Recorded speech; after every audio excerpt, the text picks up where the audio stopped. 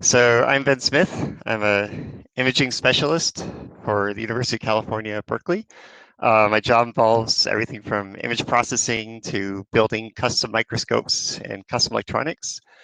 And so today I wanted to give a sort of breakout session tutorial on basic image processing. And I think especially in light of the talks earlier this morning, this is especially helpful because, it's very tempting to hop on the bandwagon of deep learning and deep learning algorithms because people think, it'll help me clean up my data and make it denoise better. But the reality is most of the time you're not dealing with low information images. You're just dealing with noisy images. In those cases, you don't need deep learning at all. And so to kind of set the stage for that, um, this is a great example, and this is where we're going to head towards by the end of the talk. So on the left is our noisy inputs. This is a real image of some bacteria and trafficking within bacterial cells. And on the right is the output. And this is done using just ImageJ and only Gaussian blur and median filters. So that's the kind of point I want to get across, is get a better understanding of how these filters work, what they're actually doing to the information of the image, and therefore how you can solve a lot of your noise issues as long as you have enough dynamic range, just using basic filtering and a bit of critical thinking. And if you have time, I'm also hoping to get to deconvolutions, because actually it turns out the math underlying deconvolutions is very simple once you understand Fourier transforms. And to show you that this type of deconvolution is mathematically possible, and you can do it in ImageJ in one step. It's very fast. But also then through that, to get into why when you try and deconvolve, a microscopy image, you don't get this result, where you get extremely high resolution from an extremely low resolution image. Okay. So ultra intro beginner, and probably everyone shows the same slide, to Fourier transforms. So this is your classic Fourier transform equation. And the key thing to get across from this is that Fourier transforms are perfectly reciprocal. What that means is when we perform a Fourier transform, it's completely lossless. So we take something that's an image space and put it into Fourier space. We can take the inverse of that Fourier space and get the image back completely and accurately. So it's not some compression or representation of the image. It's a completely, just like how like rotating image is a transform, Fourier transform is another type of transform, just going from space to frequency. And so this is the classic animation right off of Wikipedia. It kind of shows this effects. This is the classic square wave that people show when explaining Fourier transforms. And so that can be shown as a sum of sine wave frequencies. So it's exact same information, just a different representation of it. So this plot on the x-axis is going to be going from low frequency sine waves to high frequency sine waves. And then on the y-axis is going to be amplitudes. So these two plots are identical. They're just different representations of the same information. And so since we work on discrete images that have discrete pixels, we're not working on continuous functions. We can simplify this so we don't have to do the continuous function integral. Instead, we do what's called a discrete Fourier transform, which is the frequencies are just described as from pixel to pixel rather than continuous. And so to show this, I'm going to pull this up. I should mention, if anyone has questions, throw them in the chat, because we're just going to keep going. Feel free to interrupt if anything doesn't, if you need clarification on anything. So we're going to try and build a square wave function. So the way to think about this is, imagine this is just like an image, is a plot of intensity across the width of our image. So to set up a basic square, we have everything from low frequency sine waves all the way up to high frequency sine waves. And so if we start summing these, we're going to try and make a square wave. So you can see right now, we have the basic premise of our square wave, where we go from high intensity to low intensity to high intensity to low intensity. But you'll notice that, well, the edges aren't that sharp. We're kind of gradually going from a low intensity to a high intensity. We want like an instantaneous jump from low to high. So we think about it, it's like, well, we need a higher frequency sine wave, right? Because high frequency sine waves have steeper edges on them. So what we can do is we can add a slightly higher frequency. So you see this is our fundamental. This is twice the frequency. You can already see we're starting to flatten out the top and the bottom, and our transition is also getting steeper. Now, as we continue to add more and more terms to our square wave approximation, you can see our edges keep getting steeper and our top and bottom keep getting flatter. And so from here, so now you can see if we add sufficient numbers of terms, we can get a very steep transition and very flat top and bottom. So this would be like, say, an intensity profile across your image, and this would be the corresponding Fourier transform. The summation of all these sine waves creates that. It's like, well, that's a really weird representation. Like, why would we go through all this effort to describe an image as a sum of sine waves? Okay. So to show this in ImageJ, we're going to pull up ImageJ. And so just as we described, here we have two rectangular bars going from bright to dark to bright to dark. And like I said, if we take the intensity profile, we can see that we get exactly the same square wave function we were describing before, right? It goes from high intensity to high intensity to low. And so now we're going to take the Fourier transform, and we can see this looks very similar to the spectrum. It's just a mirror image of it, right? So it goes, we have the highest peak right in the middle, and then we get lower and lower terms. So in this case, the amplitude, the height of that frequency is the intensity of the pixel. And it goes down to lower and lower amplitudes, exactly as we see in our spectrum here. Okay. So any questions so far? Okay. So to better understand how to look at these 2D Fourier transforms, to kind of orient ourselves so from our center point, as we go out towards the edges, we're going to higher and higher frequencies. Those are higher and higher frequency sine waves. And since it's a 2D, we also now have direction. So as we go out on the horizontal axis, we're getting higher and higher horizontal frequencies. And as we go out on the vertical axis, we're getting higher and higher vertical frequencies. But as our image didn't modulate on the vertical axis, there's no spatial frequencies in the vertical axis. There's nothing ever changed. And there's a key spot right in the dead center, which is the DC component, which has no frequency. So what is that and why is that there? So the catch is a sine wave, right? If you integrate over a sine wave, it integrates to zero, as it goes both positive and negative. In regards to an image, this makes no sense. You can't have negative photon counts. So at the very least, we know we need to add an offset to our sine waves such that they minimize at zero. So now zero is the lowest intensity we can get. So you can see what we have to do is we have to add a constant term. And right, so the constant term has no frequency to it, and therefore that's the DC component.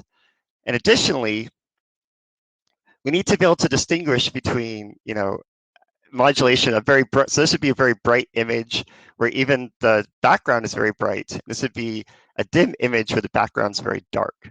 And so the offset also helps us distinguish these. So the way to think about this center point in your Fourier transform is it's effectively represents the mean intensity of the full image. So now with just that, we can get to our first application of Fourier transforms, which is actually really helpful a lot of times when taking confocal images or microscope images, which is we can really quickly infer the resolution of our images. So in this case, we have an image of diatoms, and here's our Fourier transform. And so we're going to pull up the image here. And the key to doing this trick is you see our image is scaled. So this is important. So if you're not familiar, just go to Image, Properties, and here's our scaling information. So as long as we have a scaled image, if we run the Fourier transform, effectively what your resolution is it right? It's the finest detail that you can resolve, that you can distinguish above background. So how close 2 points can be. So another way to think about that is it's the highest frequency, right? So there's a point where your sine wave gets so fine that the peaks on your sine wave, you can't distinguish them anymore. So the way to think about resolution is you're really asking, what is the highest frequency sine wave? What is the sharpest edge that we can resolve? And so now we can go out onto our Fourier transform, and we're asking, so here's our background noise. So these are very, very high frequencies, but we have no signal out there. So this is the actual modulation above background in our image. So by simply asking, what is the highest frequency above background? So we just take my cursor out. And so here we can see at about, so if you look up at the title bar up here, you can see about 230 nanometers per cycle. So that simply, just by using a Fourier transform, we can real quick assess what is the actual resolution of my image. And this is especially helpful if anyone does confocal imaging, where you can often run into an issue where your Z resolution is going to be a lot lower than your XY resolution. And so using these Fourier transforms, you can real quick address whether your resolution is isotropic or not. Okay, looks good so far. So any questions? No.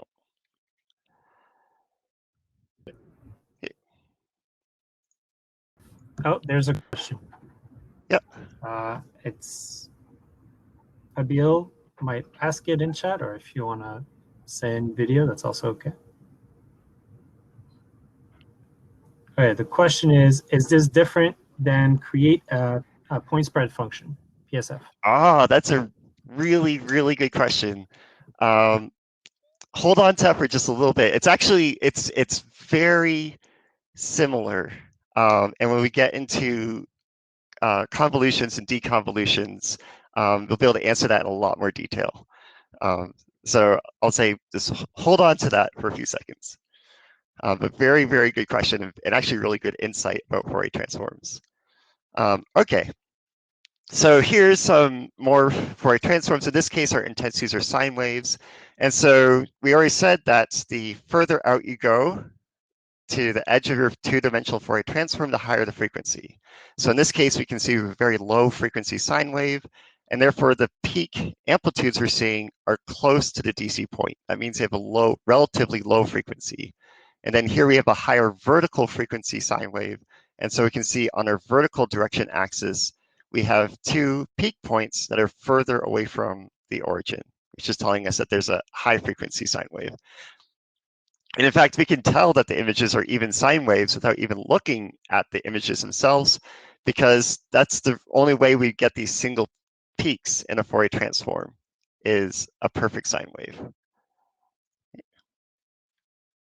So now that we have the perfect sine wave, well, we can try rotating at 45 degrees, and it falls apart. And it's like, whoa, what happened? This is pretty straightforward. Sine waves, you get points in your Fourier transform. And so you see this in most of your biological sample Fourier transforms. You're always going to see a horizontal line, almost always see a horizontal line, a vertical line in your Fourier transform. And this is due to the edge effect. And this is the fact that Fourier transforms, a sine wave doesn't have a begin and an end. They're infinite. They're a continuous function that goes off to infinity. And so to describe an image as a sum of sine waves, you have to assume that the image itself is a recursive function that goes off into infinity. So you can see now when we try and tile this image, where one image ends, the next one begins, we suddenly have what looks like a square wave, a very sharp jump. And that also shows up in our Fourier transforms. This is a combination of the main sine wave in the Fourier transform, as well as the results of that jump. Okay. So here's what you'll more often see in real images. So you can see we get this cross pattern in your Fourier transform. And so this is purely an artifact. So this is generally something you need to ignore because it's just due to the image tiling. So if we tile our image and then take an intensity profile, we can see that we have a very sharp jump in intensity as we go from one edge of the image to the other. So once this image tries to repeat. And you can see that sharp jump is specifically only in the horizontal direction and only in the vertical direction because our image is a square. And therefore, we see that sort of square wave pattern, the horizontal line, vertical line in the Fourier transform. Just a second.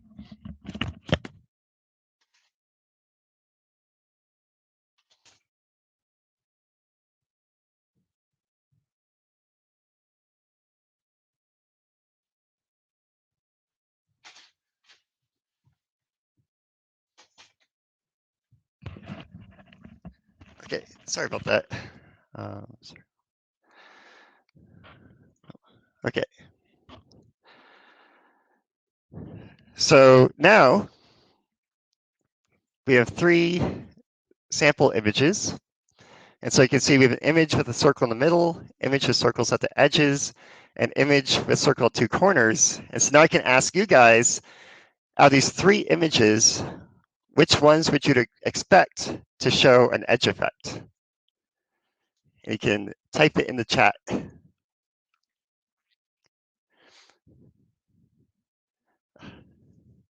No brave souls.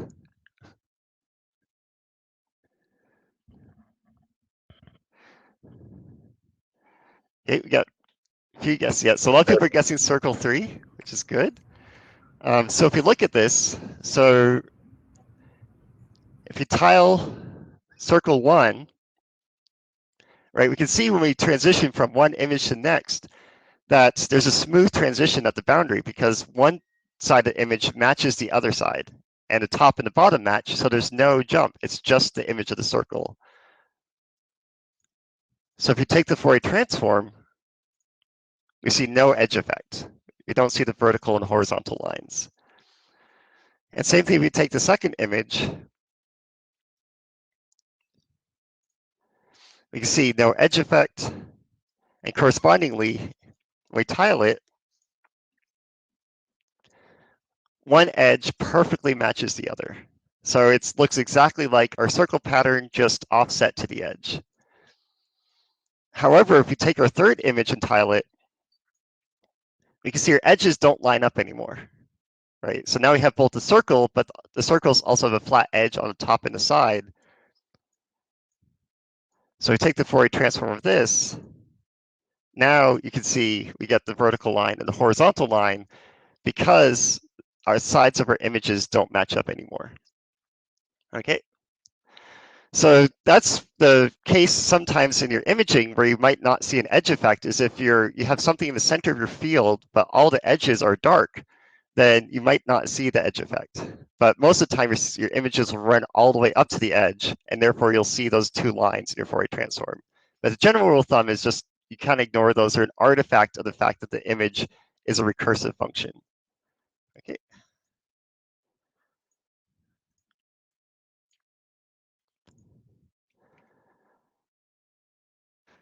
So here's some more Fourier transforms. So hopefully how you go from this Fourier transform, the relationship between the image and the Fourier transform starts to become a little bit more intuitive.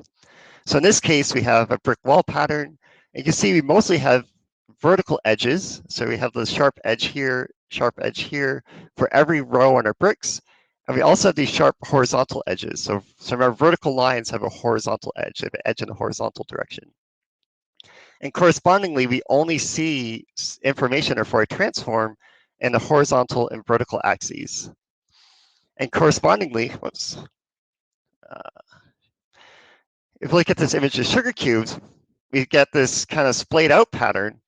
And each of these edges is going to correspond to one of these lines. So in fact, you can see like this edge right here is going to be this line right here, right? Because the edge, so basically the direction edge, the line in the Fourier transforms was going to be orthogonal, because that's the transition, the sine waves are going this way to encode the edge going this way. And then correspondingly, we have a slightly rotated edge here, which would be this line in the Fourier transform right here, and so on and so forth. So this is kind of cool, because now, hopefully by this point, you can start to see the relationship between a Fourier transform and what is it's encoding in your image. Okay. And then for a little bit more complex patterns, so here's the letter Z, and you can see we have this diagonal line right here, which is going to be this line right here in our Fourier transform. And then we only have vertical edges after that, which is going to be that line. Here we have a B, which is round, so we're going to get edges in all directions. and so on and so forth. The K is really nice because we have 2 lines off vertical, and we get the 2 corresponding lines in our Fourier transform. Okay, so now that we have a rough orientation of Fourier transforms, we can start using them to our advantage and actually start doing image processing in Fourier space and get information out of that.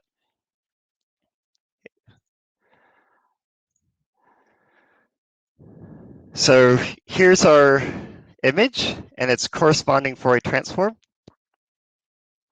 And so what we're going to do is we can remove the low frequency information. And so remember, low frequencies are going to have things that have smooth transition, so not sharp edges, not fine detail, right? Because fine detail requires very high spatial frequencies. So by removing the low frequencies, we'd expect that in this image, right, so the background would be very low frequency. It's very blurry and very smooth, but the foreground is very sharp. It's very fine detail, so it'd be mostly high frequency. So if we then, so by doing this, we can then take the inverse of this Fourier transform and see what image do we get. Whoops. Oh, that's good. Oh, I saved the image. Just a second.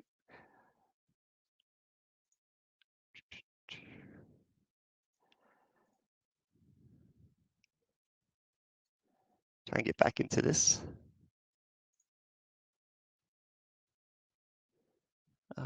Sorry, technical details.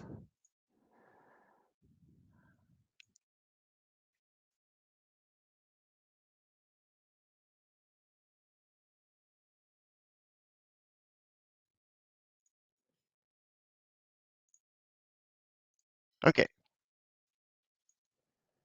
I don't know what I say. I'll just use my hand.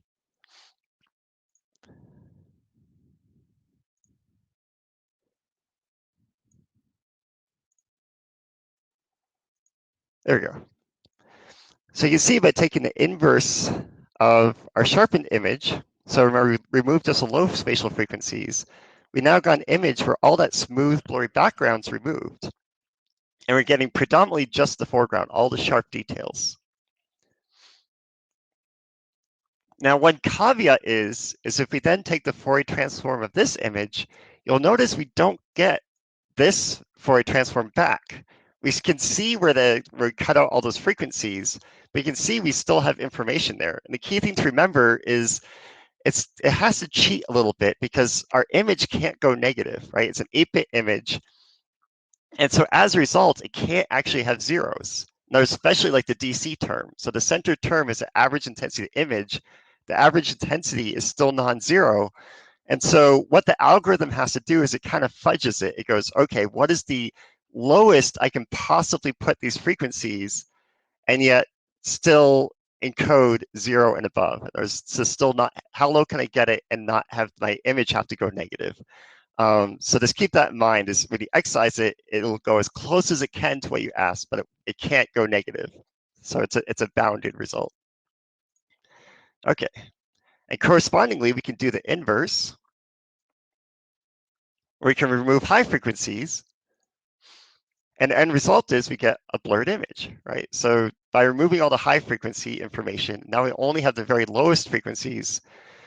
We can see that we lost all our sharp detail and basically lost all of our detail in the image.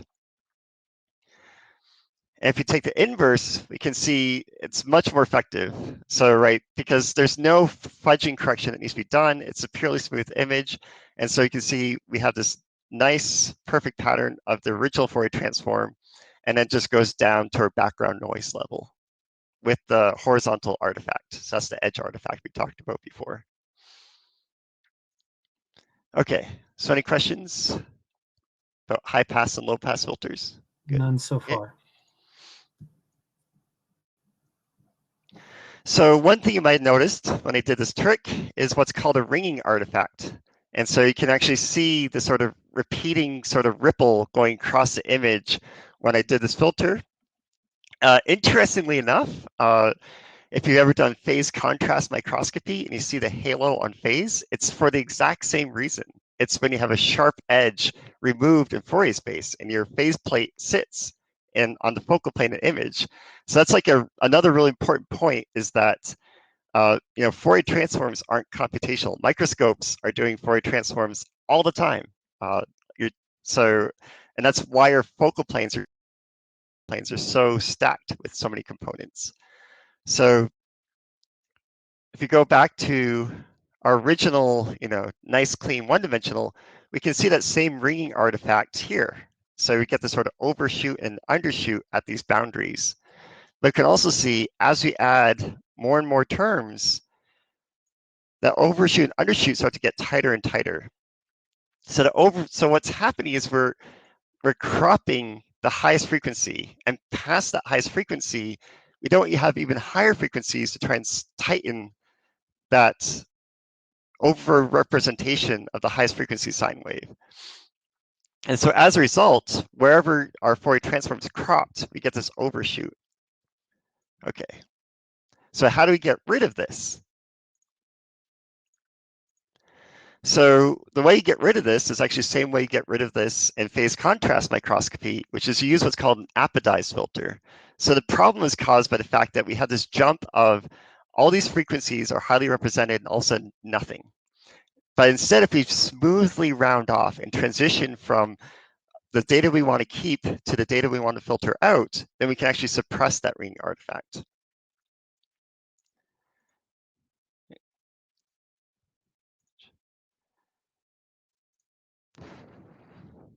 So here we have our dandelion image again, our same reference image. In this case, we're going to try and blur it. So I'm going to set my large structures. So this is our high pass filter. But this is our low pass filter. So I'm going to set this to like something arbitrary. I'll say 10. And the key thing is you want to see the filter. You want to see the filter is going to apply. And so the nice thing about this bandpass filter tool in ImageJ is its filter is always apodized. So if we hit OK, we can see we blurred our image. And you can see instead of just having a sharp cut, so instead of keeping the low frequency image and also boom, cuts it out and gets rid of all the high frequency, this is the apodized filter. So the way I think about this is what it did is it took this function and multiplied it by the Fourier transform. So these frequencies were kept the most, and then we suppressed more and more and more until all these frequencies were almost completely suppressed. And so the end result is now we're blurring our image, but you can see no ringing artifacts. So that's a huge advantage of apodized filters.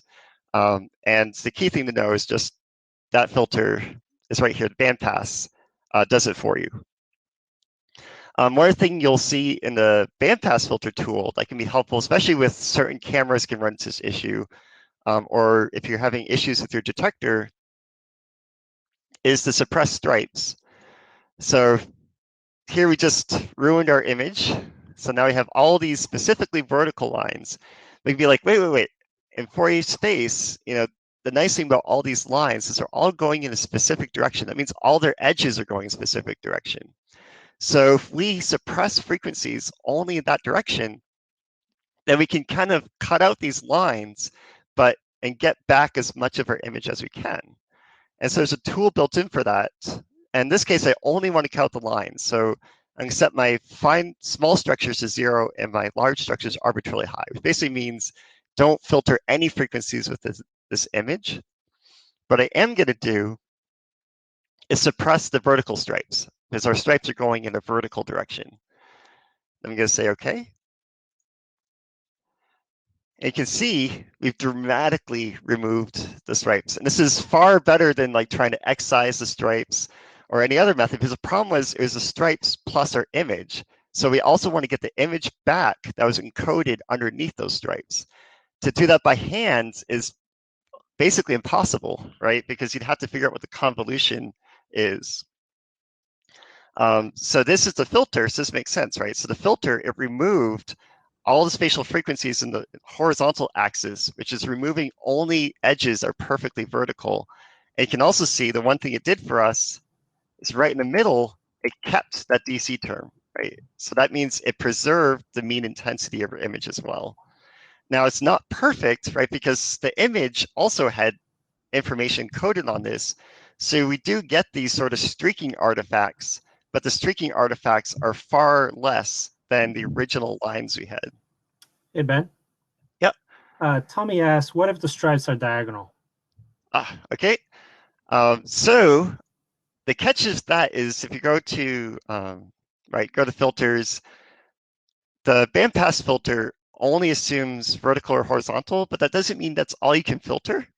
And actually someone already had a pretty good recommendation, which does work, which is you could rotate this, you could actually just grab the filter it generated and then just rotate it to the arbitrary angle that lines up with your diagonal lines. So the way you do that, one of the easiest ways you do that is, it'd be hard to draw perfect diagonal lines, but say you had a line like that. Let's just draw it. So say we had a line like this. What you could do would be to measure the angle of that line. So in ImageJ, one of the easiest ways to do that is just use your selection tool. Go along. If you just look up at our title bar, when we draw that, it gives us the angle. So it's saying our angle is 132.4. So we can just go to Image, Transform, Rotate, and we want 132.4. Let's go the wrong way. So it'd be 132.4 plus 90 or minus 90. So that's going to be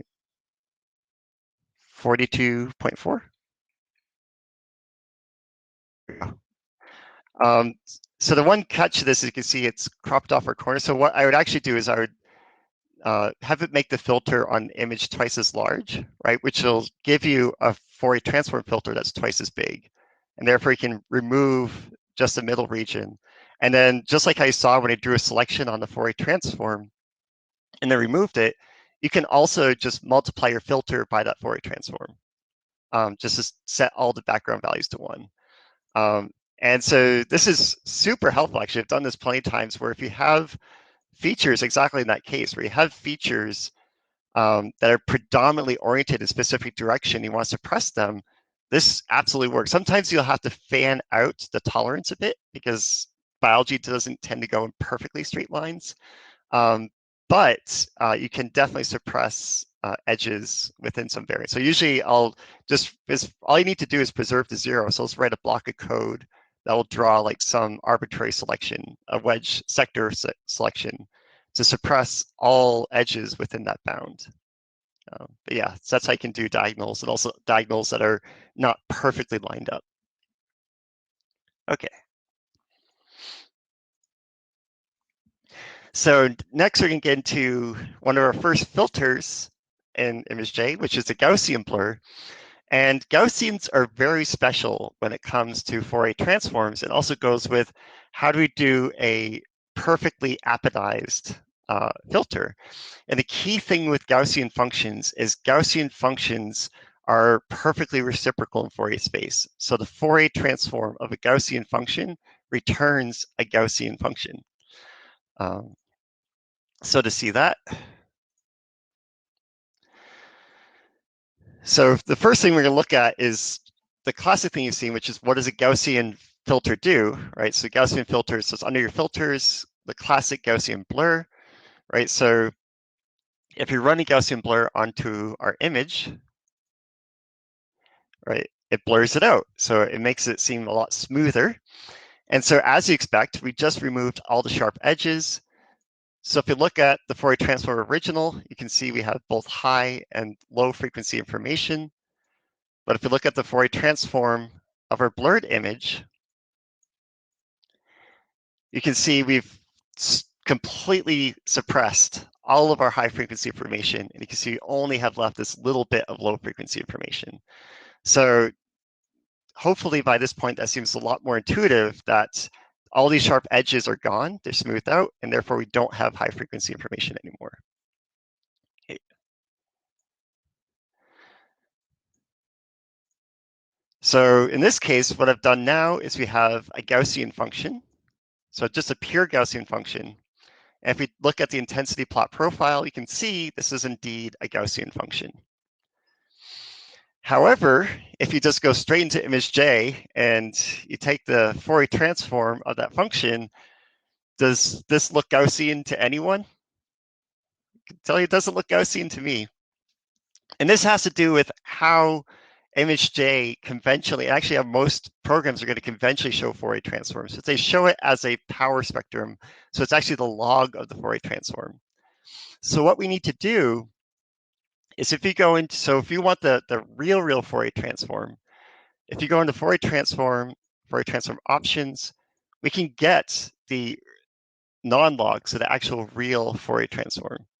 So we're going to say OK. And so now if you go to process FFT and take the Fourier transform, aha. So this is the actual Fourier transform of that function. If we plot its profile, we get a Gaussian function back. And in this case, right, so if we made this Gaussian very small, which means it's a high frequency Gaussian, then the Fourier Gaussian would get very wide, because if it's a sharp Gaussian, it needs high frequencies. So it's kind of cool. These two Gaussian functions become inverse widths of each other. And so to get back to this image, we can just simply, if you just go to math, we're going to take the log of our Fourier transform. Log, there you go. And there you go. So it's like, hey, that looks exactly like this. So the key is the default Fourier transform representation in ImageJ is the log of the Fourier transform. You'd be like, well, geez, Ben, that's a weird representation. Why do we do that? Well, if we go and grab a standard image, so come back to this image again, and we're going to take the raw Fourier transform of it. So we go back to FFT options, raw power spectrum. All we get is the DC component. That's all we can see. So if you zoom way in, that's all we see. That's it. Because the amplitude of the mean intensity of the image is far greater than any of the spatial frequencies in the image. And if we try and adjust, the brightness and contrast to try and see those lower frequencies, we can only see the central terms, because there's just such a huge dynamic range between the low frequencies relative to the higher frequencies. So therefore, for most images, the raw power spectrum is useless. It's great for analysis, not so great for visualizing the Fourier transform. So instead, if we kind of think of plotting it on a semi-log, which is what we're doing, we're going to go back to math, take the log, and now we get the Fourier transform we used to. So that's just one other thing to keep in mind, is the Fourier transform representation by default is the log. And it's because the raw Fourier transform just looks like a point. You can only see the DC component. Okay. So any questions about Gaussian? None yet, but they might show up and I'll let you know if they do. Yep. So here's one application of using Gaussian blurs to your advantage.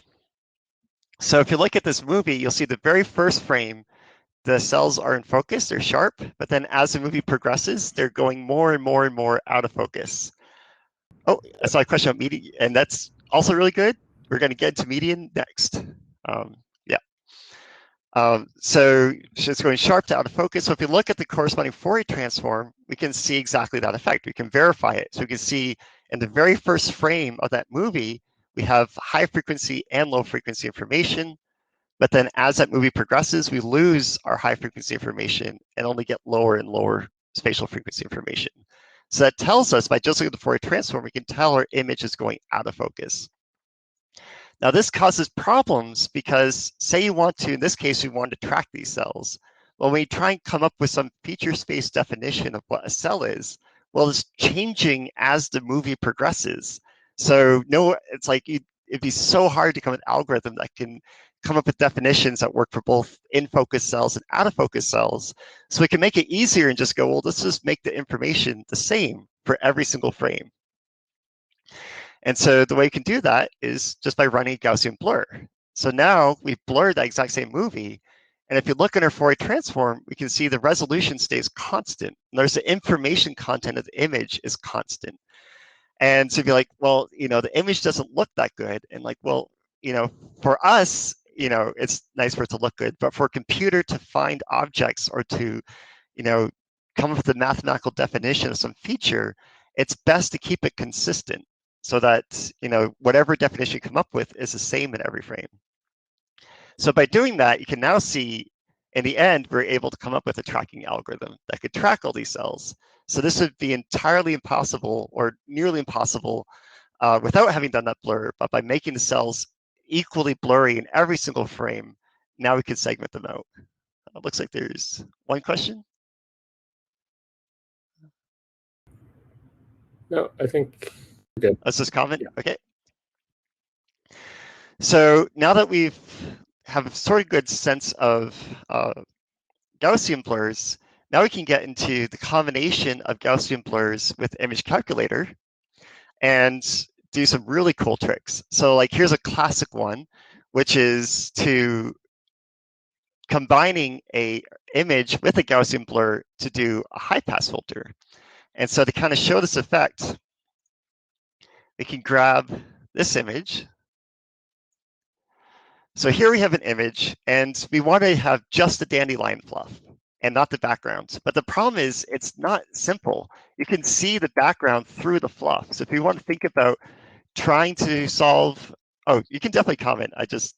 Yeah, sorry, no worries. So if you tried to like solve this in position space, it'd be a nightmare. You'd have to sit there, grab your, arbitrary selection tool and like try and cut out all the background by like you're never going to do it. It'd be prohibitively time consuming. But in Fourier space, it becomes exceptionally trivial. Right? So what we're going to do, we're just going to go to, we duplicate our image. So what we can't come up with just a simple excision, but can come up with like, what is the background? So what is what we want to remove? So the way you can do that is we're going to go to Process, Filters, Gaussian Blur. And what we want to do is this, you can do this purely subjectively. We want to find an amount of blur that changes the fluff as much as possible, what we want to keep, without changing the background, which we want to get rid of. So you can see we're changing the fluff a little bit without changing background, so we can go higher. We still haven't changed the background. We changed it just a little bit. Now I can try 20. See, now we're starting to change the background. See, the background's also subtly getting blurred as well. So that tells us we went too high. And so we'll try 10.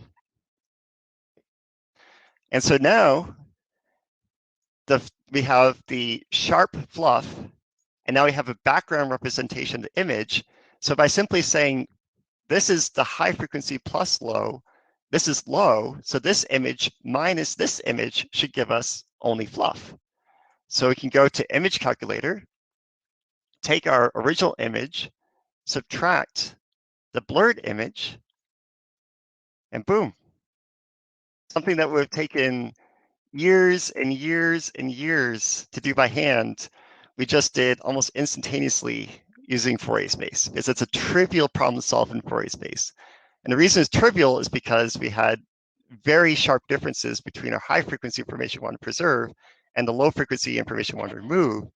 You can also see our excision was actually even better, because one thing you can see here is this is what's called purple fringing, which is actually an artifact from photography. And so you can see we're also able to extract the purple fringing artifact from the original image, which is, in the original image, is convolved with the background. So we effectively just did a deconvolution, a very simple deconvolution. We'll get into more elaborate ones, but this is like the simplest one, is by simply subtracting low frequency information. Okay. So another cool application of that trick is... There's a question, Ben? Yep. Does this background subtraction change the pixel values of the in-focused object? Absolutely does. And that gets to a point that's really great to make about image processing, which is whenever you're processing an image, you're always removing information. And that's really important to keep in mind, because if you didn't collect much information about your image to begin with, say you took an 8-bit image, but even the highest intensity is only 100 pixel values, as you start to whittle away more and more information, you have nothing left. Your signal looks practically binarized. And this gets to a really important point, which is why you want to collect your image, which is as much dynamic range as possible. Even if it's really dim, just turn up your ADC gain on your camera or your photomultiplier tube just to measure it as finely as possible. Because yeah, as we're cutting away, so we're trying to do like surgery on our image, we're trying to whittle away all the information we don't care about, which is the noise in the background, and get that kernel in the middle, which is the signal we do care about. So yeah, you're always removing information in image processing, which is really good to be aware of. So here we have a focus series taken on a epifluorescent microscope. So not a confocal, we just put a sample, this case is cross-section of a retina, and took images with a motorized Z stage. And this is like a classic trick that a lot of people don't realize is you can do a three-dimensional reconstruction pretty quickly on compound microscope images. So all we had to do is just take this image, this movie, do the blur, right? Because effectively the out of focus background is just low frequency information. And therefore, what we want to preserve is high frequency information. So we could do the exact same trick. We can just remove the blurred equivalent of this. And the end result is we can get a three-dimensional image. So basically a fully in focus image with no elaborate deconvolutions or iterative deconvolutions, simply by just using the Gaussian blur and subtracting the blurred image from the original. So what's really nice about this trick is you can, a confocal microscope takes far longer to take a single image than a epifluorescent microscope, and therefore you can collect far more samples with an epifluorescent using this simple trick. I should add one caveat, which is this trick works because the remaining information in the image is purely high frequency information. It's neurons, it's fine detail, sharp edges, membrane bound stuff.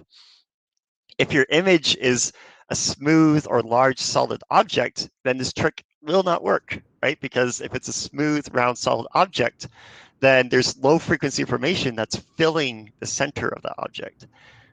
So it just takes a bit of knowing about your image to know whether or not just simply removing a blur, or for those solid objects, then you have to do a real deconvolution. So you got another question. Yeah.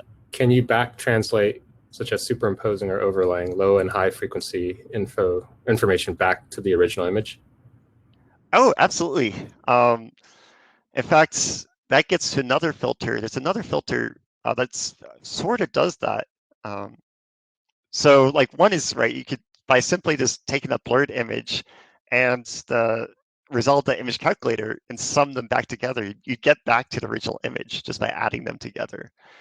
There's another type of filter called, it's in here, unsharp mask is what I'm looking for. There it is, unsharp mask. So unsharp mask is doing something very similar to that, where what it's doing is it's taking your original image, it then takes a sharpened image, and it adds the sharpened image back. And you can actually adjust the weight, which is how much you want the sharpened image to be weighted relative to the original background image. And I see one other question, which is this similar to extended depth of field? And actually, extended depth of focus is a true deconvolution, rather than this, which is we're just doing a, well, this is also deconvolution, but we're deconvolving based off of just a Gaussian function, versus extended depth of field functions actually deconvolve with the point spread function, which is we'll get to at the very end. So no, actually, extended depth of field is a deconvolution with the point spread function, or an estimation of the point spread function. Okay. So now, which someone already asked about, which is the median filter. So median filter is a very powerful tool. So Quick a question median, before you move on to this, but it is similar to the top hat filter, right? Not familiar with the top hat filter. I'm familiar with top hat functions, but I'm not familiar with the top hat filter. So I wouldn't be able to answer that, unfortunately. Okay. Unless it's the difference in Gaussian's filter. Anyway, so next up is a median filter. So those familiar with like confocal imaging, the median filter is very, very powerful for removing salt and pepper noise. And so here's a simple visualization of what median filter does. So in this case, I have a heat map of our pixels. Remember that, when we look at an image, the image is just a representation of a matrix of measurements. The reality is your pixels are actually, measurements. It's a grid of measurements. And so here we have the actual grid of measurements represented. These are each pixels, but they're represented correlative intensity. And so you can see we have this disproportionately high single pixel, right? And so if we, convolve it with its neighbors, so say we like a Gaussian, it's just going to spread it out. So everything's going to become brighter. It'd be nice to like just cut this out and go like, well, let's just replace it with, it's most likely its intensity with something similar to what its neighbors were. And that's exactly what a median does, right? So all a median is going to do is it's going to take the surrounding values, rank them from largest to smallest, take the middle value, and return that back. So the end result is rather than spreading out the hot pixel or the bright pixel, it just cuts it out and replaces it with the best approximation from the background. Okay. So the key thing to keep track with this is what is it actually doing to our image? And we can then answer that with Fourier transforms. So here's our original image. If you run a median filter, so this is very high background image. But the key thing is it kind of looks like it got blurred out. But let's look at our Fourier transform. So we can go to FFT. Ben, when you get the chance, could you also blow up the two images just a little bit? Oh, yeah. Thanks. There we go. Also shift the contrast. There you go. It'll be easier to see. Yeah. Okay. So if you look at the Fourier transform of original, so here's the original image. Let's see what happened when we took the median filter. So it did something very different than what the Gaussian was doing. So if you look carefully at this, we can see that there's 1, 2 notches now missing. It actually kept the high frequency, the highest, the sharpest details preserved with the median filter, which is good to know. And instead, it actually took notches out of our Fourier transform spectrum. And in fact, I can tell you that this was a median filter with a kernel size of 2 because it has 1, 2 notches. So if I go back and I take the median filter, so I'm going to filters and go to median, and I take one of 3, and we take the Fourier transform of that, we can now see we have 1, 2, 3 notches removed from our Fourier transform spectrum. So this is really important to know. So one thing this is important to know is clearly, right, the larger your median filter becomes, the more and more information you're chopping out, right? Because you're chopping out more and more of these notches from a Fourier transform spectrum. But the other helpful thing to know about the difference between a median and a Gaussian filter is that you can see it's doing a much better job at preserving high spatial frequencies, right? Gaussian it solves removing information by just removing it from the outside in, versus a median filter removes it by removing these concentric bands, these notches from the Fourier transform. Okay. So this is our library of standard filters. So this is kind of getting to better understanding of what are these filters doing. So here's our original signal. You can see our Gaussian is very much like sanding. It kind of sands off the edges and rounds them off, as we expect, because it's purely a low pass filter. So it's removing any sharp transitions. Our mean, you can actually see it keeps sharp edges. There's a sharp edge here and a sharp edge here, because you suddenly transition from no image to it's now the mean of the ramp. So you get this ramp effect.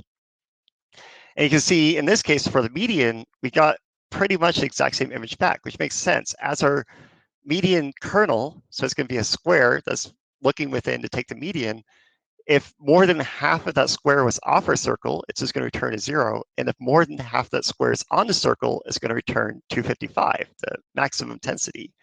And so the end result of that is it's going to just effectively turn the same object back. So this is including the very, very sharp edge of the original image.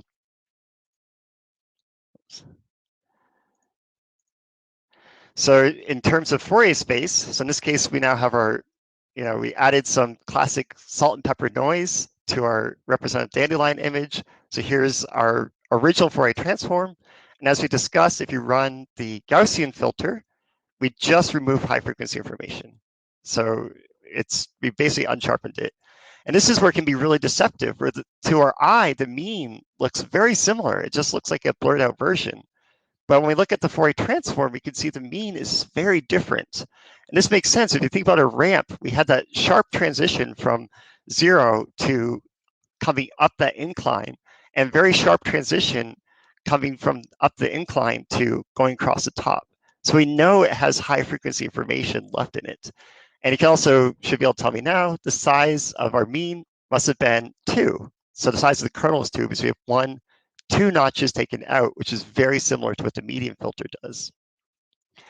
And then in terms of denoising, we can see the median filter was the champion, because these two filters, what they're going to do is they're going to take that salt and pepper noise and spread it out and kind of smear it. It's spreading the contamination, as opposed to the median filter, which is effectively replacing that contamination with what is the best representation of what its neighbors were. So now we can see we get a very clean representation of the original image, but it's not the original. So we can already tell it's, we can't see the fluff quite as well. And that's because we did still remove information from the image. We still removed these 2 notches from the Fourier spectrum.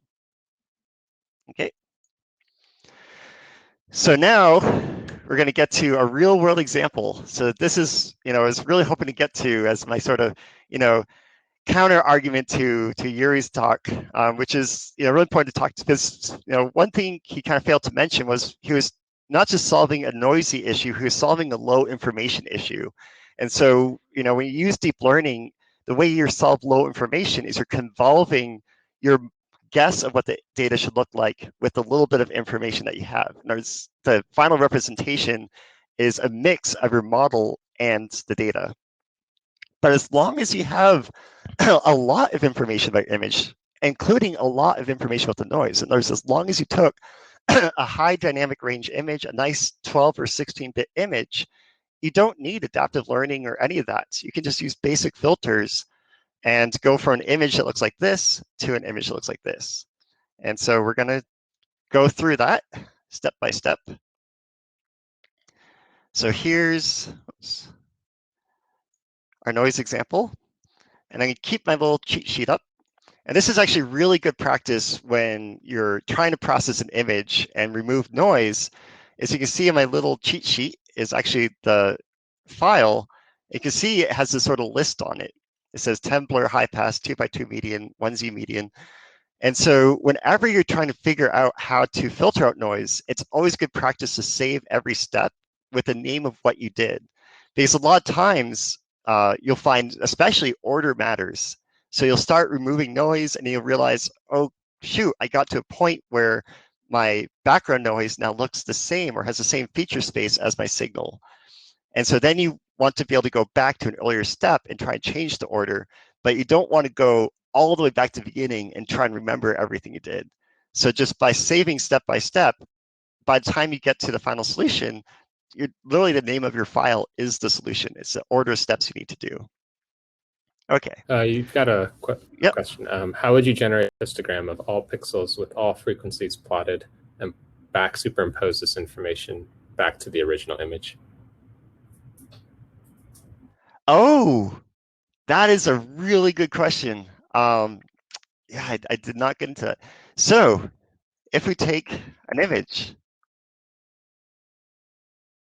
oops, no, just the image. Okay, and I take the Fourier transform. And this actually gets into why we always want to do our image processing in Fourier space and never in the original image. Because if I go in here and start cropping out things I don't like, right, that's unethical. You can't go, oh, I want to remove that cell, but keep this cell. And so the safest thing to do is the fact that a single point in the Fourier transform corresponds to a sine wave going all the way across your image in that direction. So one point in the Fourier transform corresponds to all positions in the image. It's the frequencies that contribute to all those positions. And then correspondingly, one point image, it takes the entire Fourier transform to back calculate, right? You have to sum all these back together to figure out what the true intensity is of that point. So there is, so that's the beauty of doing this Fourier transform processing, is you get, if you do things in the frequency space, it's going to always do it uniformly to the entire image. So I can't look at this pixel and go, oh, that's this point on my image. You can't do it. Then one follow-up question that you might ask is, well, we have an issue, which is, how does a Fourier transform distinguish between, an image like that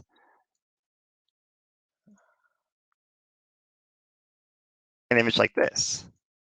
You'd be like, it's the same frequencies. So how do you then encode positions, translation of something?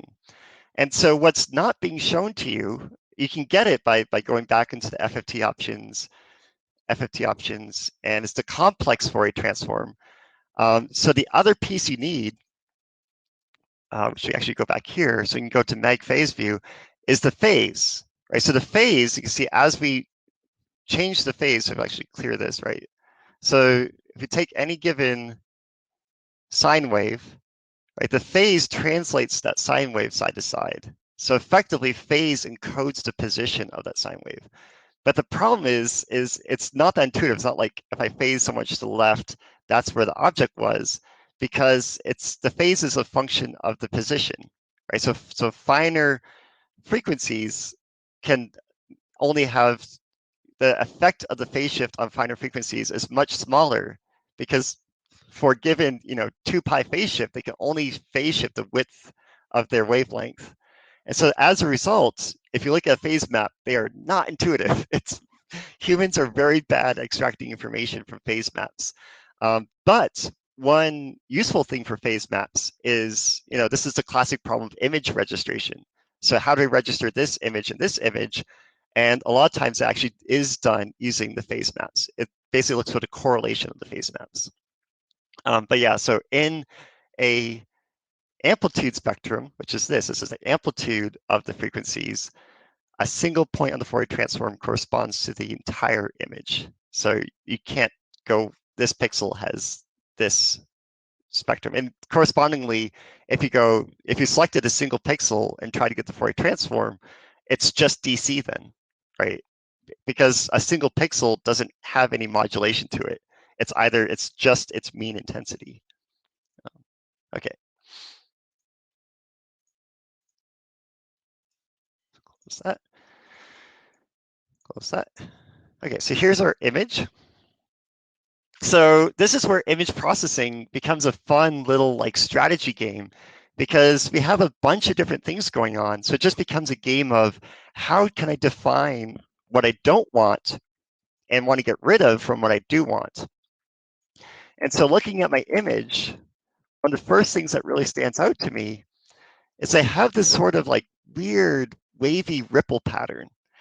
And that's low-hanging fruit, because a smooth ripple pattern is guaranteed to be low spatial frequency. And my bacteria are very high spatial frequency, right? They're just sharp little points. And so it's like, okay, well, that's, super low hanging fruit, is I can get rid of this ripple pattern first and then just see what I have left to deal with. So to do that, I just duplicate my stack.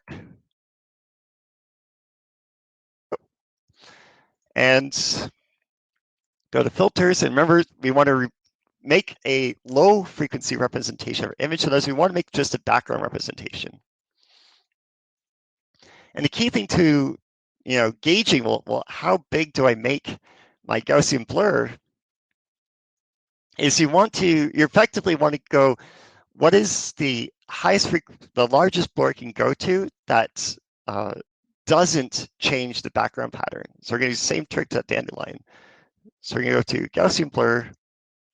You start off really small, like 2. You can see, we haven't really changed our background. So not the fine detail in the background, but this sort of large scale ripple pattern. And we can jump to 10. And now you can see we have still have that ripple pattern. We're going to try to ignore the bacteria pixels and just think about that ripple pattern. So I see like this wave right here. If I remove it, I still see that same wave pattern. And now you can see I've gone too far, right? Because even my background wave pattern is starting to smooth out compared to a 10, right? So now it's not quite, we have more detail of the background. So we're going to process it. So now we have the backgrounds, that nasty wave pattern with not much of the bacteria. So let's go to image calculator. So remember, we're always whittling away. So image calculator is how we whittle away. We're going to take original image and subtract the background ripples. So we're going to do a high pass filter is what we're doing. And there we go, right? So you can see now we still have noise, but we got rid of, at least to start with, that really nasty, ripple pattern we were seeing before. Okay. So step 1 complete. So next thing we can look at is, well, the next noise I'm seeing is I'm seeing this sort of salt and pepper noise, right? This kind of very, very high frequency, like super high frequency, single pixel. And my bacteria aren't single pixel, they're at least, a few pixels in size. So now I can kind of play the opposite, which is, I have these sort of outlier pixels. And so in that case, we go like, well, that's a classic median, which is, I don't want to spread out these bright points. I want to kind of have these overly bright points become the value of what their neighbors are. So we can go to a median filter. And same idea, it's just, you just like kind of like, any sort of surgery, you don't want to remove more than you possibly have to. So you always want to try and keep your filter as small as possible. So just, in this case with the median. Hey, Ben. Yeah. Sorry to interrupt. Before you do this, can you cancel that and just play around with the brightness? Because it's really hard to see anything on the image you just created, the image stack. Oh, yep. And also, yeah, the bandwidth for the podcast is not so great. So as you play around with the movie, it's hard for us to see the changes. It takes like a second or two for things to change. Yep. Thank you. Okay, that's a little better. Yep, that's good. Okay. So what we're going to try and do, is the audio bandwidth okay? It's just a video? Okay. Yeah, so what we're going to try and do is remove those outliers. So you can go to filters, median. So you can see 3 does a really good job, but we always want to go as low as possible. So you can see 2 is also doing a pretty good job. You try 1, and 1's just fusing it together. It's not even really removing it. It's leaving too much behind. So I'm going to go ahead with 2. And the reason going ahead with 2 is because in this case, we want to track puncta. And the thing I'm worried about 3 is 3 is starting to fuse our puncta together. In other words, it's removing the information we care about. It's too big. So I'm going to go with 2. Okay. Let's clean that up, make it a little brighter. Here we go. Okay, so now we have further suppressed our background compared to our original image. So the next thing we need to do is we still have this sort of background signal, right? That's kind of flipping around. So now we can think about it again. Like, well, if we look in space, the catch is now we've kind of got ourselves in what we think of as a corner, which is the sort of feature, the size, the intensity gradient of our background now looks just like the bacteria. So that tells us in position space, we're out of options. Our background looks like our signal. So now we need to think outside the box a little bit. And so one thing you might realize is, well, in space it looks the same, but if you look in time, the bacteria tend to always be in the same spot. But the signal, frame to frame, dramatically jumps. So we can see that by taking orthogonal stack, right? By looking at orthogonal projections, we can see, it might be a little hard to see for you guys, but in every single frame, the background noise jumps. So in the Z projection or the time projection, the background is being modulated at a very, very high temporal frequency, but a real signal is not. So you can be like, aha.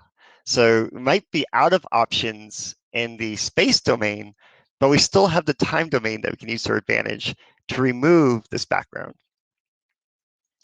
So we can do that. So what we're going to do is we're going to go to filters. So this is where these 3D filters come to your advantage. So this allows you to access the, so all of these are always in 2D and only in a frame. So in your space domain. But these allow you to access either Z spatially or in this case, time. And so we're going to do a median. So basically what I want to do is these are outliers. So I want to return them with above and below that point. So the way we can do that is we just say, I want my space to be 0. I only want to do this in time. And this is really important to keep in mind with movies and doing 3D filters is if it's a movie, you have to make sure that you filter space and time independently. Because if I do something like this, I'm now convolving space with time. You know, we're trying to combine apples and oranges together. So you have to be really careful, make sure you touch one, then the other, to leave them independent of each other. Okay. And we're going to do bare minimum, the smallest touch we can. So you hit OK. Increase intensity. And I can see we're doing even better now, right? So we're really starting to suppress that background relative to our original signal. So the next thing we can do is we can try and threshold away the background. See if we can get away with that point.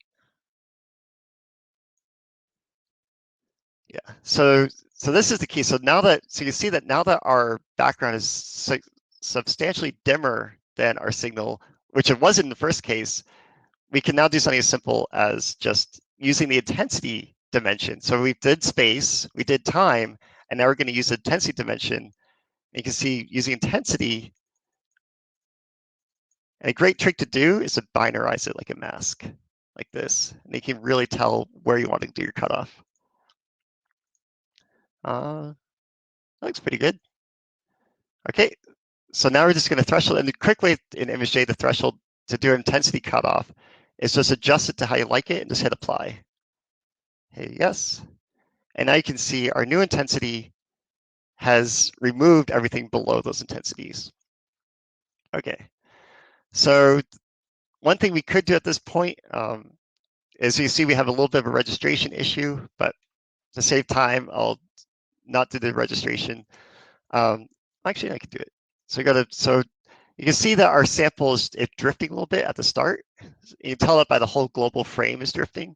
And there is no way we could ever register this original image because there's just too much background signal. It's going to try and register that. But now we have a chance. So go to plugins, registration, and we're going to do stack reg, classic registration. And these are degrees of freedom. So for speed, you always want to minimize the fewest degrees of freedom that describe your issue. So in this case, our image is only translating. It's not like rotating. So we're going to do only translation. And so this way, we can correct for that Z drift and keep it aligned. Okay. And so now you see we got rid of that Z drift, sorry, the XY drift, the lateral drift. And now we're only looking at the trafficking of these proteins within these bacterial cells without the additional translation of the whole field. So you see we have one last little issue left, which is we still have a little bit of the salt and pepper noise left. So that tells us we just go back, grab our median filter, and just do a tiny little excision. And we could do, again, bang for the buck. We're getting a nice suppression with that last little bit of median. So you hit OK. And so now you can see we just used two types of filters, right? We just used a Gaussian blur and a median filter. In this case, we did both spatial and temporal. And the end result was we were able to fully remove that background signal and get to here with like no fancy deconvolutions or deep learning. And the reason we're able to do that is because we had enough information in our original image that even after we cut all of that background signal left, we still had enough information to get the original image. So this is just something to keep in the back of your mind is even things that look very intractable like this, just as long as you understand what these filters are doing, you can start to think about it as like, how do I define this removal? And the nice thing is, right, then all you have to do in the end is, right, you just go to your nice little macro recorder tool, right, perform those steps, have as a macro, and then you can just run those steps on every image automatically. And then all of these images that originally look like this will be filtered out, and now you can do your analysis. Okay. So any questions on that? None so far, but I can bring them up if they come. Okay, so now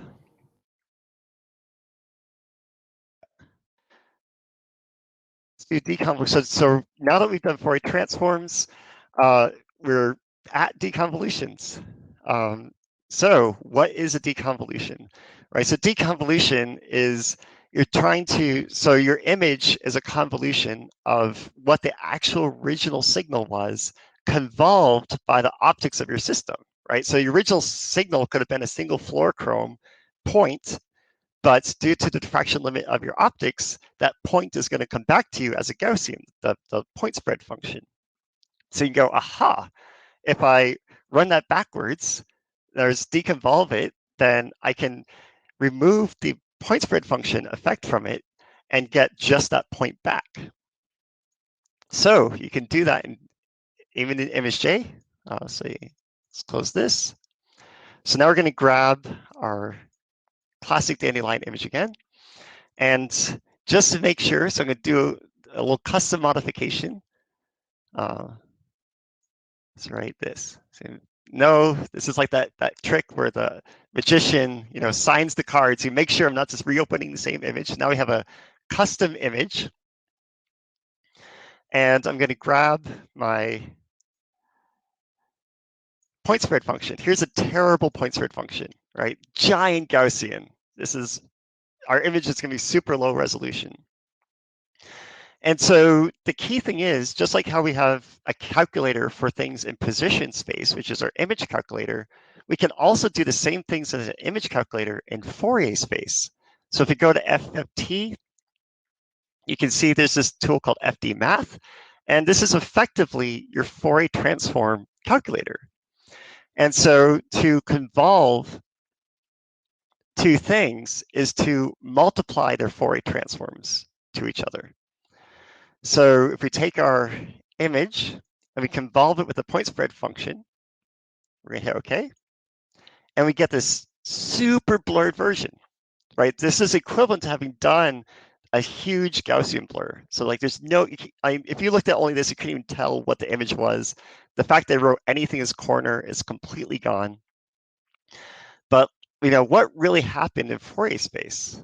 So if I take the Fourier transform of this image, you can see we get this sort of characteristic pattern. If we take the Fourier transform of this image, we get these concentric rings because it's a Gaussian. If we take the Fourier transform of this image, oops.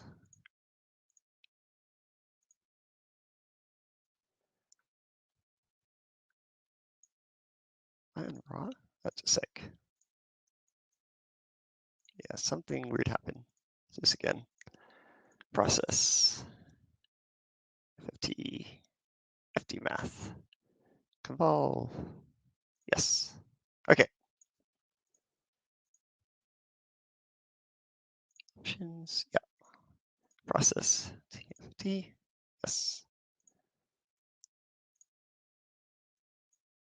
Yeah, but sometimes it's easy to accidentally click on these when you have the pencil tool. It'll mess up your image. There we go. Yeah, I'd accidentally clicked on it with a pencil tool. So if you look carefully, you'll notice that the convolved Fourier transform is a simple addition of these two. And I told you it's multiplication. Remember, these are the logs of the actual Fourier transform. So if you remember back to like high school math, if you multiply two numbers, that's equivalent to summing the log of those two numbers. So since these are all logs of the Fourier transform, the result of our convolution is a simple summation of this plus this. So you can see these sort of streaks are right here, and we also see the concentric rings. That's it. That's a convolution. So now it should be really apparent. Well, what's a deconvolution? It's subtraction in log space or division in the original space. So it'd literally be, right, we should be able to get back to this image by just doing, this Fourier transform minus that Fourier transform. So we're going to close this, we're going to close this, and oh no, we just lost it. So, this is what I call the CSI deconvolution, because now we have there's like no signal there. There's nothing left.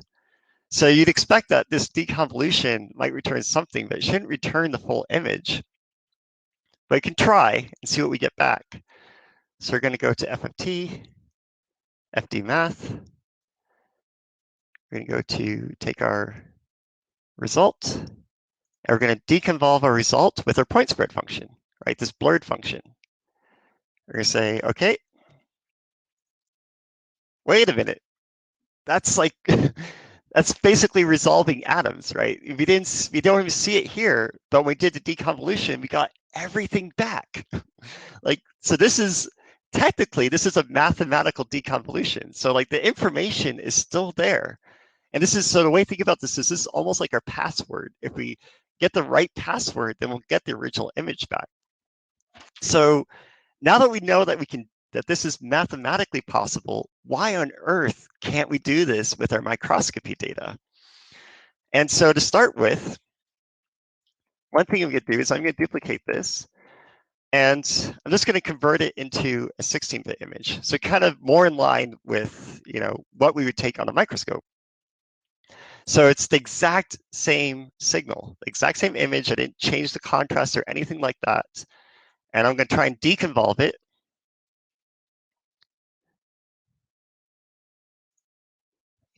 Go to result. So I'm going to try and deconvolve result 2 from the same point spread function. And you see the vestige of the signal, but now it's a lot worse. And then if I go even further, so this gets into gathering as much information about your image as possible. So this is the exact same thing. It's now just with 8 bits of dynamic range. So with 8 bits of dynamic range, if I try and deconvolve it,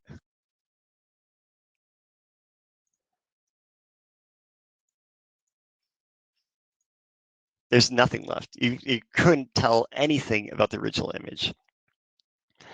So if we go back to then how did the original one perfectly deconvolve?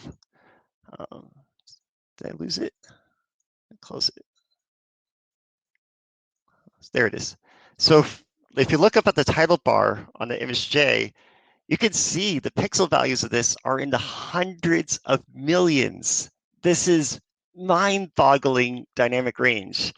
To get the equivalent of this on, like, say, a confocal microscope would take weeks, if not months, to collect this intensity somehow without your sample photo bleaching. Like, this is an untenable dynamic range. And the other thing to keep in mind is the other huge advantage is a point spread function. In this case, this is a simple convolution, is the same across our entire sample, which is not true in the real world. So that's two things against us. One, we cannot collect billions of photons for every single pixel in the image. Our fluorochrome is going to be long gone. The sample is going to be incinerated. You basically cooked it. And the third problem we're going to run into is, in this case, we know effectively our point spread function at impossibly high. So in this case, equivalent microscope would be like we know it at like single nanometer resolution. But the only way to know what your point spread function in your sample was is to measure it, or to guess, which is the iterative deconvolution. But the catch is, well, what are you going to measure it with? You're going to have to measure it with the same optical system that you're using to collect the original image. In other words, it's the accuracy you can get your point spread function is bounded by the same accuracy you're using to get the original image. So that's the third factor that's kind of running against us, is there's a limit to how accurately we can know the point spread function. So yes, if we could collect billions of photons from every pixel in our image, and then have the point spread function be perfectly uniform across the entire image, and then measure the point spread function at atomic resolution, then mathematically this would happen. But that's fundamentally, we can't do that. So usually when people are doing deconvolutions, they're doing what's called an iterative deconvolution, which is effectively a computer trying to guess what the original point spread function was based on the feature space in the original image. So that's why you have to be really careful. Same thing with like using deep learning, is if you over iterate, it will make your image look better and better, but that's a computer drawing something that looks to you subjectively good, but it's getting further and further away from what the original image was. So any questions on deconvolutions? Yeah, two quick questions. Yeah. I'll go with the latter first because it's directly relevant to this, but does ImageJ deconvolution plugin allow you to utilize experimentally obtained point spread functions? Yes, yes.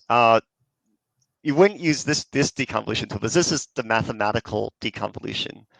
But there is, I don't know if I have on here, because I don't remember if it comes built in, but there is a deconvolution plugin that actually allows you to measure the point spread function, have the raw image, and there's even a point spread function generator. So even if you didn't measure it, you can have it generate based off of your optical system what the point spread function should have been. And then we'll do the deconvolution for you. So yes, but you wouldn't use the mathematical deconvolution, because to do it based off point spread function, one, point spread functions are three-dimensional, and two, you need to normalize the amplitude of the point spread function to the amplitude of the image. But yeah, they're plugins but effectively that's all you need, right? You just need the point spread function and the image. There you go. Someone posted it. And also should get into that. You definitely kind of what I was hoping to get at, and should get across now, is you really want to read up on the papers that involve these deconvolutions, because it's almost always going to involve some degree of a modeling of the point spread function. You can directly extract it, and you can directly extract it, but sometimes a little bit of fitting helps nudge a little bit further, but it helps to know what the algorithms are that are being used. So a lot of times in these deconvolution plugins, you can also choose the sort of model fitting algorithms. And on top of that, hopefully the point got across, that if you want to deconvolve, so like say you're also doing like an area scan, right? Area scan is a deconvolution. Dynamic range is everything. The more, like you just saw, the more dynamic range we had, we got more and more detail back. So like an 8-bit image, unsalvageable. 16-bit image, we actually got something back and we could tell what we're looking at.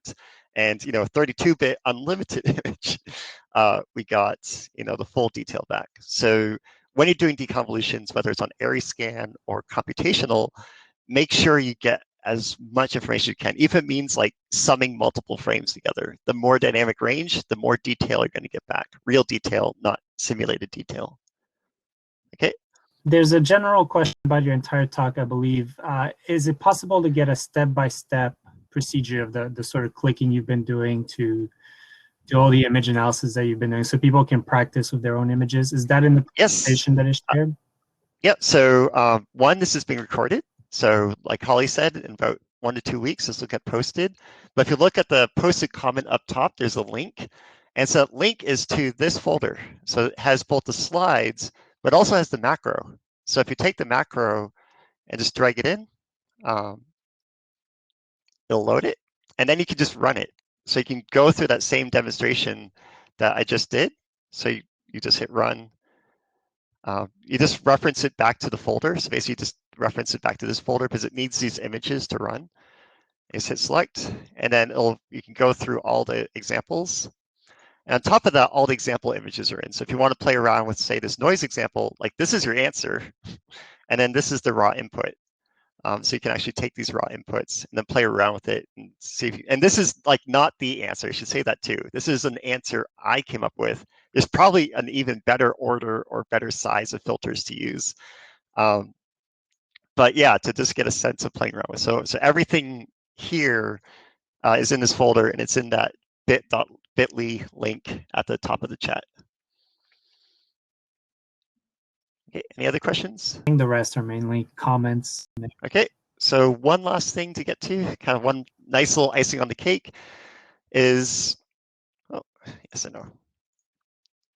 So there's one trick you can do in ImageJ that I think is probably the most underused, but it's helpful to understand, which is we did, Gaussian and median, but you can also make your own convolution kernels, right? So the convolution kernel is the sort of matrix of values you're going to multiply your image by.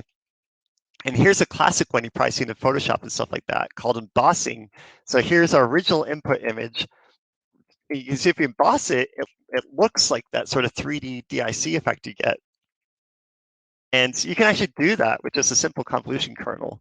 Now, it hasn't changed the information. I should point out, this is not DIC. DIC actually can do additional things. You can do optical sectioning, stuff like that.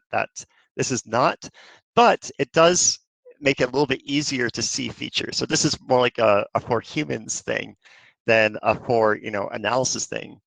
But we can do this. So we're going to grab our image. Let's see, where's our cells? There we go.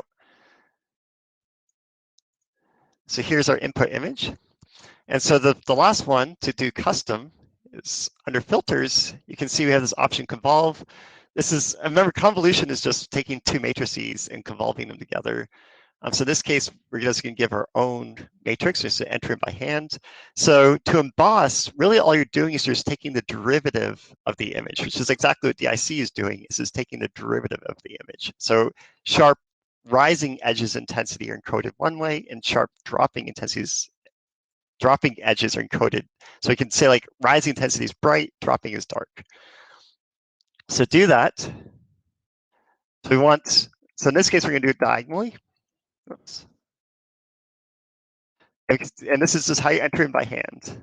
So we're going to say -1, 1, 1. And on the last row, we're going to say 0, 1, 2. And so what this is going to do is for every pixel in the image, it's going to take the pixel in the middle, multiply it by 1, take the pixel immediate to the left, multiply it by -1, and the one above, and then the one diagonal is going to multiply by -2. And so you can see this is going to give us a derivative back. So if it went from dark to light, going diagonal down right, it should get brighter. If it went from bright to dark, it's going to get darker. And voila. So that's the embossing kernel. So when you see these fancy, embossing convolutions or other stuff, it's actually a lot of times it's very, very simple convolution kernels such as these. So that's it. Hopefully this helped to get a sense of the filters in ImageJ, but also more importantly, to get a sense that, you don't need, trainable Weka or stuff like that to do your filtering. And on top of that, like when you use algorithms like trainable Weka, should I remember what trainable Weka is? I think it's under segmentation. Yeah, so you use adaptive algorithms like trainable Weka segmentation. You'll notice that it has a bunch of filters and settings. And so, really all it's doing is it's doing effectively this trick. It's tuning the size of these filters based on your criteria. But to really understand how to even do an adaptive learning, you need to have a sense already of what sort of feature space best delineates your image from the background. So, it's not a magic, bullet. Instead, you really need to have a strong sense of kind of what's covered here, where you can segment and denoise images most of the time with just basic filters, and you don't need more advanced algorithms. So that's it. So I'm free to answer any questions. Thank you for sticking around. I know this was really long, but hopefully covered as much as people wanted. If any questions, I'm free to ask. Yeah, and Alex and I can ping you guys in if anyone wants to ask in person.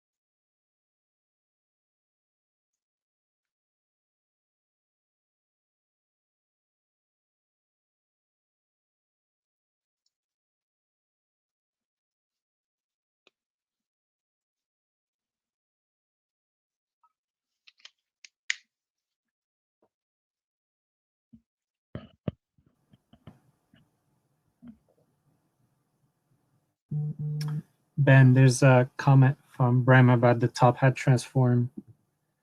If you wanna, and Bram, you're welcome to also join if you want to have a conversation. And I think you can just share your microphone, or Ben can just answer from your comment.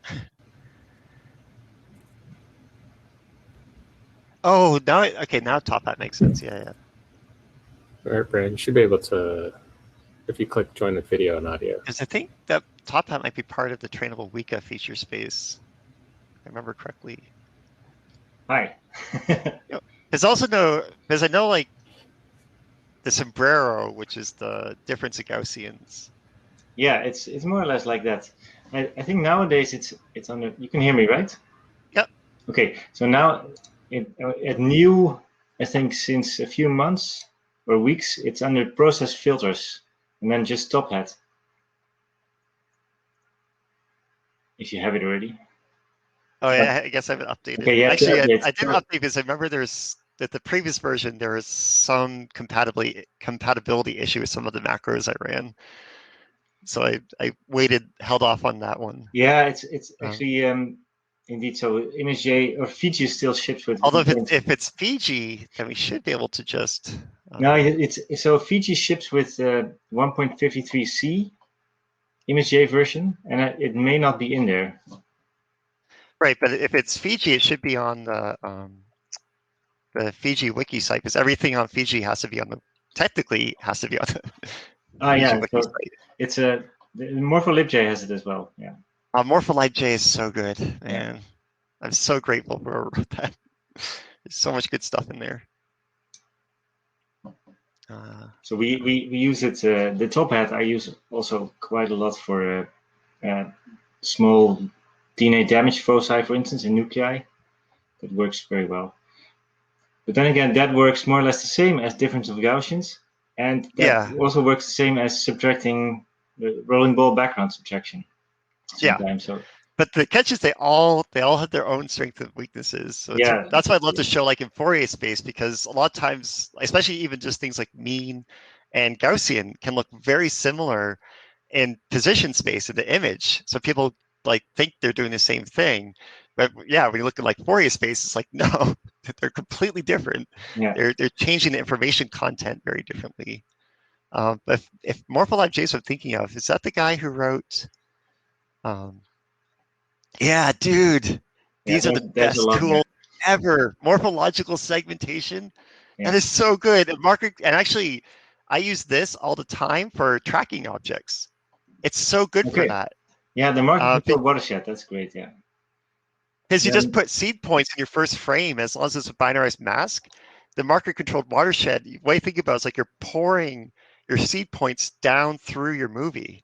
Yeah. And it will so if you get like a merger and a split, the marker controlled watershed will actually like segment the merger and the split for you. So this is such a good tool for tracking objects. I love it. It's so good. And yeah, even classic watershed, like yeah, it's written by what is it, David Lackland and Ignacio. I can't pronounce his last name again. Yeah, but I definitely say like Morphologic J is like, it's like a workhorse library, man. I go to it so much. And nowadays, Robert Haas has also written a few things in CLIJ that sort of resemble those operations. Although, we all know what the best plugin library is. This one. It's huge self-plugging right there. Okay. my one plugin, the hop circle transform. All right. Yeah. Sorry, I didn't know it. It's used in material sciences. It's very rare, if ever, used in biology. Okay. It's an algorithm that can segment circles even on extremely noisy backgrounds, but they have to be perfect circles. Okay. Well, could have it. But yeah, that in the other library, this tool, so good. So much good stuff. Like all the kernels in here are round, not square or cubes. So they're actually like properly shaped convolutional kernels. Yeah. The 3D draw tool is super helpful. So you can actually make 3D objects to test your filtering algorithms. Yeah, so this one's also great. Love it. Yeah, there's too much good stuff. There is. And I think that's the biggest problem with ImageJ too, is like there's so much. I think people get overwhelmed. And that's where, again, I think it's helpful to point out to people, it's like, don't worry about this yet. Master this first. And once you get really comfortable with this, and you'll understand like, oh, I want to be able to do this one other thing. And I've learned with ImageJ, 99.9% time, if you want to do it, someone's implemented it. Yeah. So literally, you just Google it, like how to do this. It's like, oh, this library has it. Yeah. You go to the forum. The only thing that frustrates me is that you now have to download Transform J. It's not. It doesn't come with Fiji by default anymore. Okay, there's no update site for that. No, there is an update site for it, but it used to come like packaged with Fiji. Right. But now you need to get it separately, and like that's such a fundamental tool. That seems such a shame that it doesn't come prepackaged. I never use it actually. The best one is I think it's the turn, or is it the rotate? Because one of them does the orthogonal transforms. So if you want to like go from like an XY with Z being slices to like an XZ with like Y being slices, so if you just want to rotate your stack in 3-dimensional space, Transform J is perfect for that. It's a super fast implementation of it. And it's basically the same as the reslicing then, but then faster probably. Reslicing? The reslicing, is that another plugin? I think it's also does roughly the same, and that is standard ImageJ, but it's really slow. Yeah, no, Transform J is like instant. It's a super fast remapping. So yeah, Transform J is effectively the 3-dimensional version of your transform menu. So the other transforms I don't use, but that 90-degree transform is immensely helpful because so many things are easily segmented in the XZ dimension